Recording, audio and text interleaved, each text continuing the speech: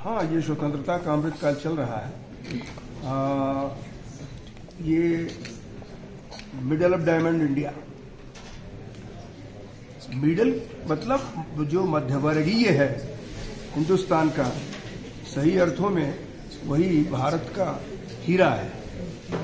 तो ये पुस्तक जो शशांक जी ने लिखी, मैं समझता हूँ कि कई पार्ट में 13 अध्यायों में है और बहुत सशक्त है, जो आज भारत में उद्यमिता के आधार पर बढ़ाने की जरूरत है मध्यम वर्गीय को, दबे कुचले लोगों को। और मैं शशांक जी उधर इस प्रकार का कार्य कर रहे हैं, अपने जिले में ही लगभग 2000 से अधिक एंटरप्रेन्योर इस प्रकार से बना करके इन्होंने रखा है। मैं समझता हूं कि इस अमृत काल में यह पुस्तक अत्यंत उपयोगी होगी, जिसका आज यहाँ लोकार्पण हुआ है। इसके लिए मैं शशांक जी को साधुवाद देता हूँ। सर, इसके अतिरिक्त आपने सामाजिक समरसता की बात की, जातिगत गणना की जो बात हो रही है उस पर आपने कहा देश और हिंदुत्व को तोड़ने का प्रयास।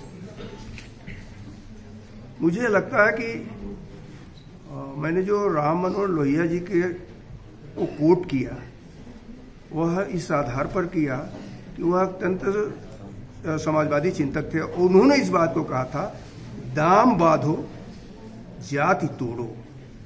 जाति के आधार पर जब भी इस देश का विवेचना हुआ है, तो मैं वह उदाहरण देना चाहता हूं कि जब यहां पर सिकंदर आया था और आने के बाद जलते हुए चूल्हों को देखा था, जो सैनिक थे, भारतीय सैनिक, उनका ये क्या है, इनका ये विभिन्न जातियों में बटे हुए हैं और ये अपने अपने अलग चूल्हे जलाए हुए हैं भोजन बनाने के लिए।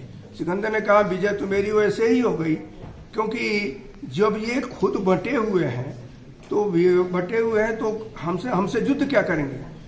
तो समाज को बांट करके कभी भी लोकतंत्र को सशक्त नहीं बनाया जा सकता है। इसलिए मेरा यह मानना है कि पूरी तौर पर समाज को जोड़ करके ही किया जाए। इस नाते मैं इसको कह सकता हूं कि जो राम मनोहर लोहिया ने कहा था कि जाति तोड़ो दाम बांधो, आज आवश्यकता इसी की है, दाम बांधने की, जिसमें महंगाई कम हो रही है, जीडीपी आपकी बढ़ रही है। लोकतंत्र में इस अमृत काल में आज पूरा विश्व भारत की तरफ देख रहा है और भारत में रहने वाले कुछ लोग भारत को तोड़ने का काम कर रहे हैं।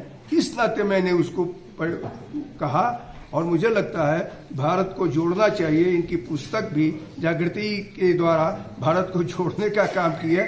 आज इसी की आवश्यकता है, जिसको सभी लोगों को मिलकर के करना चाहिए।